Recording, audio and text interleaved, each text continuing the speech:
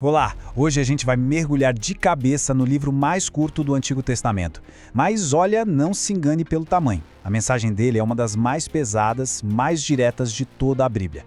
Nós estamos falando do livro de Obadias.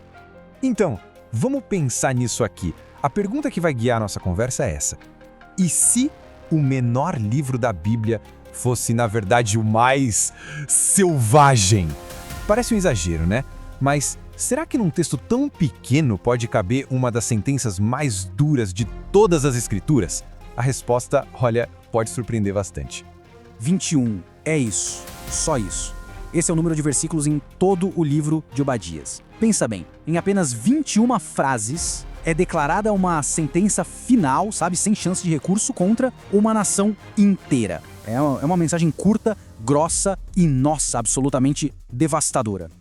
Então tá, aqui entramos na mensagem de condenação, uma profecia contra a nação de Edom. O foco de Obadias é impressionante, é quase cirúrgico, sabe? Ele não tá atirando pra todo lado, falando com várias nações sobre um monte de pecados, não. A mensagem dele tem um alvo só, bem definido: a nação de Edom. É um veredito divino entregue na porta deles. Mas espera aí, quem eram os edomitas? Essa é a pergunta de $1 milhão, porque a chave para entender o livro inteiro está aqui. Eles eram descendentes de Esaú. E quem era Esaú? O irmão gêmeo de Jacó, que mais tarde se tornou Israel. Ou seja, a gente não está falando de um conflito entre estranhos. Isso aqui é uma briga de família, só que em escala nacional, gigantesca. Ok, então vamos entender de onde vem tudo isso. A primeira rivalidade entre irmãos, uma briga que começou em casa e durou um milênio. Para a gente captar a profundidade desse rancor todo, a gente precisa voltar no tempo. Muito, mas muito antes de Obadias. A raiz do problema está lá atrás, na primeira e, quem sabe, na mais famosa treta de irmãos da história. Uma briga que ecoou por mais de 1000 anos. E tudo começa lá em Gênesis. De um lado, Jacó, o futuro Israel, do outro, Esaú, o futuro Edom. Jacó, o mais novo, com aquela ajuda da mãe, consegue a bênção e o direito de primogenitura. Sabe, aquela herança especial, a liderança da família, que deveria ser de Esaú. E o Esaú, bom, ele meio que desprezou essa herança, mas o ressentimento ficou. Essa amargura pessoal entre os dois irmãos foi a sementinha de uma inimizade que, meu Deus, definiu a história inteira das nações que vieram deles. E claro, essa treta de família virou um conflito aberto que atravessou séculos. A coisa começa a esquentar lá em 1416 a.C., quando Edom simplesmente barra a passagem de Israel. Pulam séculos e o rei Davi vai lá e conquista Edom. Mas o negócio fica feio mesmo, o auge da traição acontece mais pra frente, primeiro em 845 e depois em 586 a.C. É quando Edom não só fica olhando, mas participa, ajuda na destruição de Jerusalém. É isso, a traição em Jerusalém, o crime que selou o destino de uma nação inteira. Foi esse último ato de traição, essa facada nas costas, que serviu de estopim para a profecia de Obadias. Porque não foi só um ato de guerra, entende? Foi a quebra final de um laço de sangue, um crime que, nas palavras do profeta, carimbou o destino de Edom, para sempre. E o que é impressionante é que Obadias não acusa de forma genérica.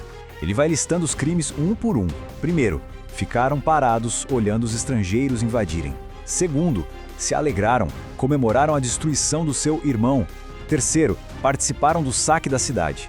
E o pior de tudo, ajudaram a caçar e entregar os fugitivos. Cada um desses atos foi uma punhalada nas costas. E aí vem a sentença, tão específica quanto o crime.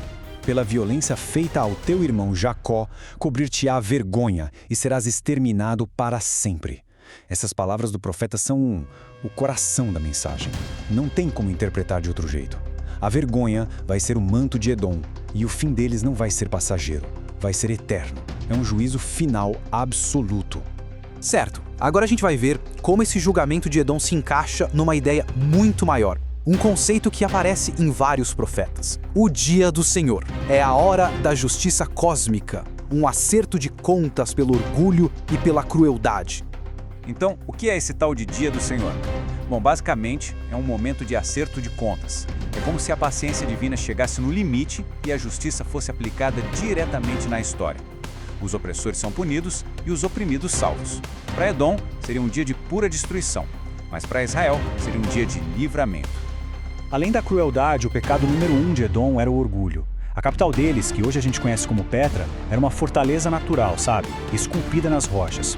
Eles se sentiam intocáveis, invulneráveis, protegidos pela geografia. E essa segurança toda gerou uma arrogância que fez eles pensarem: quem é que pode nos derrubar? Eles se achavam acima de qualquer julgamento. E a resposta divina a essa arrogância toda é de arrepiar. Ainda que te remontes como águia e ponhas o teu ninho entre as estrelas, de lá te derrubarei, diz o Senhor. A mensagem é cristalina, né? Não importa a fortaleza, não importa a altura, nada pode proteger do juízo divino. O orgulho que voa alto como uma águia vai ser derrubado lá de cima. E a profecia constrói esse contraste visual muito poderoso entre dois montes. De um lado, o Monte Seir, a casa de Edom, que vira um símbolo do orgulho humano que leva à ruína. Do outro, o Monte Sião, o coração de Jerusalém, simbolizando a esperança e a restauração divina. É simples, um vai cair e o outro vai se erguer. Ok? Do orgulho ao pó, os ecos históricos dessa profecia. A grande questão é, isso ficou só na profecia ou a história realmente confirmou o destino de Edom? Agora a gente vai investigar os registros históricos para ver se essas palavras antigas se tornaram realidade. O que a história mostra é um desaparecimento lento, gradual, mas constante. Primeiro, por volta de 300 a.C., eles são expulsos de suas fortalezas pelos árabes nabateus. Depois, são conquistados pelos macabeus, forçados a se assimilar, e olha que ironia, no ato final deles eles se aliam aos romanos para destruir Jerusalém de novo em 70 d.C. E depois disso, nada, silêncio total. Eles simplesmente somem do mapa, desaparecem da história. E aqui tem um detalhe que é de cair o queixo. Essa briga de milênios tem um último eco, um eco terrível, lá no Novo Testamento. Sabe o Herodes, o Grande, aquele rei que mandou matar as crianças em Belém para tentar se livrar do Messias recém-nascido? Ele era idumeu, ou seja, um descendente de Edom. A antiga hostilidade de Esaú contra os descendentes de Jacó continuou viva até chegar nesse ponto, na tentativa de apagar a esperança de Israel bem ali no seu nascimento. E tudo isso nos traz a reflexão final. A história de Obadias, no fim das contas, não é só sobre nações antigas. É um alerta que atravessa o tempo, sobre como o rancor, quando não é resolvido, vira ódio. E sobre como o orgulho, aquela sensação de ser invulnerável, pode ser o caminho mais curto para a ruína completa. Então, a pergunta que fica é essa: qual é, afinal, o preço do orgulho? A história de Edom parece dar uma resposta bem sombria e definitiva. Sabe aquela história de um homem que foi engolido por um peixe gigante? É, com certeza, uma das mais famosas que existem.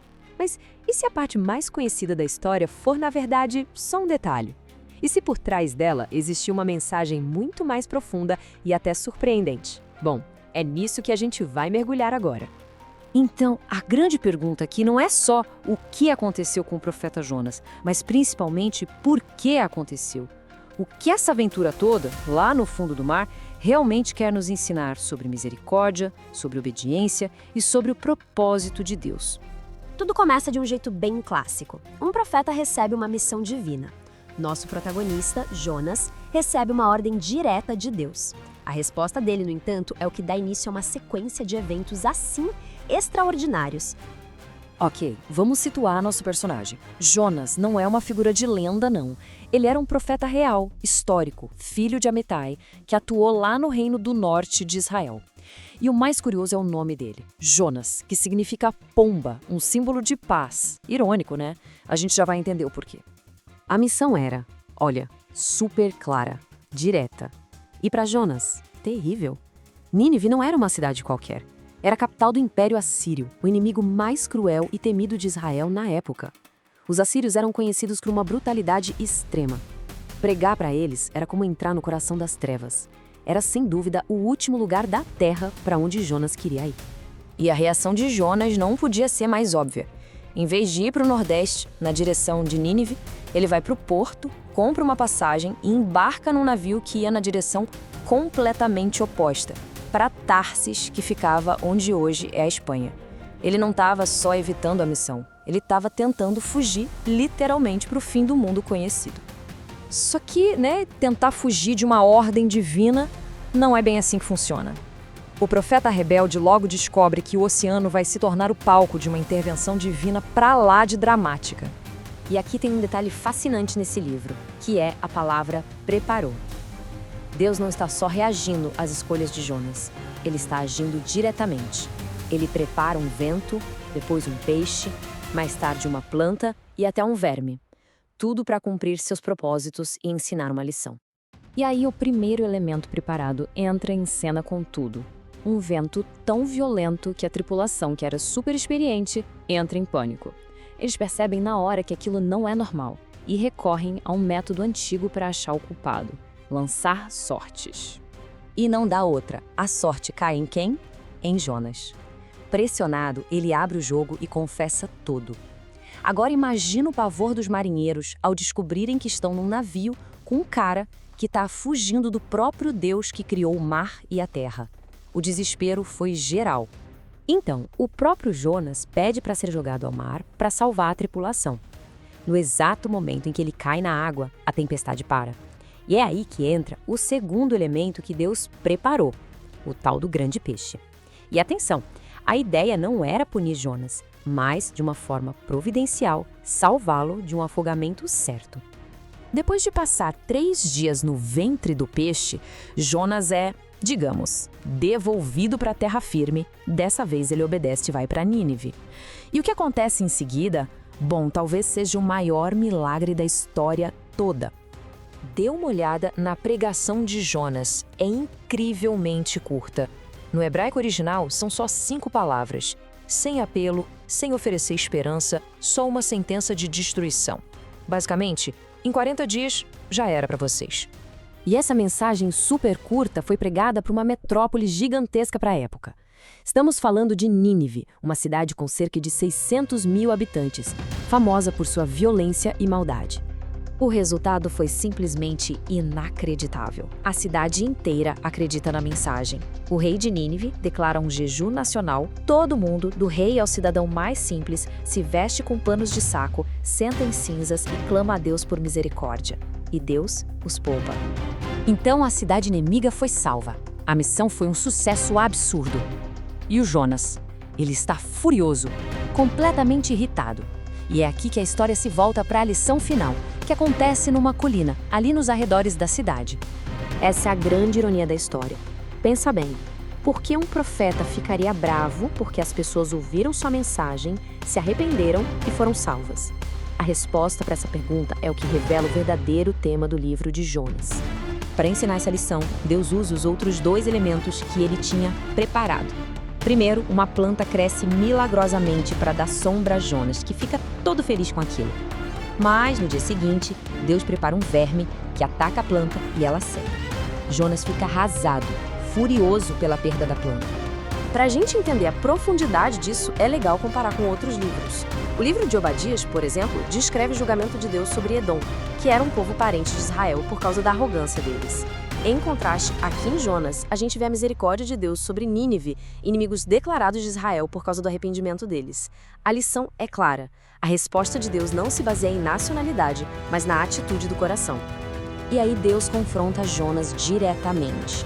Ele diz algo como: você está todo preocupado com uma planta que você nem cultivou, mas eu não deveria me preocupar com essa grande cidade de Nínive, com mais de 120 mil pessoas que nem sabem discernir o certo do errado? Essa é a declaração central do livro. E a história termina assim, de repente, com essa pergunta de Deus ecoando no ar, deixando a gente pensando. Mas o legado dela vai muito além daquele momento, ressoando por todo o restante das Escrituras. O livro de Jonas é realmente único. Nenhum outro livro do Antigo Testamento mostra de um jeito tão claro que a misericórdia de Deus é universal para todos. É uma narrativa curta, super poderosa, cheia da ação direta de Deus e que desafia qualquer tipo de exclusivismo. Mas aqui está a grande sacada. O livro foi escrito para o povo de Israel. A história do profeta teimoso e dos inimigos que se arrependem funcionava como um espelho, mostrando a Israel que eles tinham falhado na sua missão original de ser uma bênção para todas as nações da terra. E o simbolismo final é talvez o mais poderoso de todos. O próprio Jesus Cristo identificou a experiência de Jonas como um sinal, um tipo, uma prévia da sua própria morte e ressurreição. A experiência de Jonas, na escuridão por 3 dias, apontava para o evento central de toda a fé cristã. E assim, a história de Jonas deixa uma pergunta que ressoa através dos séculos. A questão final não é se um peixe pode engolir um homem. A verdadeira questão é se o nosso coração pode se expandir para abraçar a mesma misericórdia radical que Deus ofereceu aos inimigos de Jonas e, quem sabe, também aos nossos.